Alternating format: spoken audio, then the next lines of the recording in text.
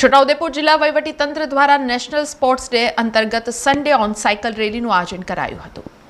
છોટાઉદેપુર જિલ્લા વહીવટીતંત્ર દ્વારા નેશનલ સ્પોર્ટ્સ ડે અંતર્ગત ગુજરાત સરકારના રમતગમત યુવા અને સાંસ્કૃતિક પ્રવૃત્તિ વિભાગ ગાંધીનગર અને સ્પોર્ટ્સ ઓથોરિટી ઓફ ગુજરાત ગાંધીનગરના ઉપક્રમે સન્ડે ઓન સાયકલ રેલીનું આયોજન કરાયું હતું। આ પ્રસંગે ઉપસ્થિત સૌએ ફિટ ઇન્ડિયા અંગે પ્રતિજ્ઞા લીધી હતી, જ્યાં લોકસભા સાંસદ જશુ રાઠવા, જિલ્લા કલેક્ટર ગાર્ગી જૈન સહિતના અધિકારીઓએ લીલી ઝંડી બતાવી સાયકલ રેલીનું પ્રસ્થાન કરાવ્યું હતું।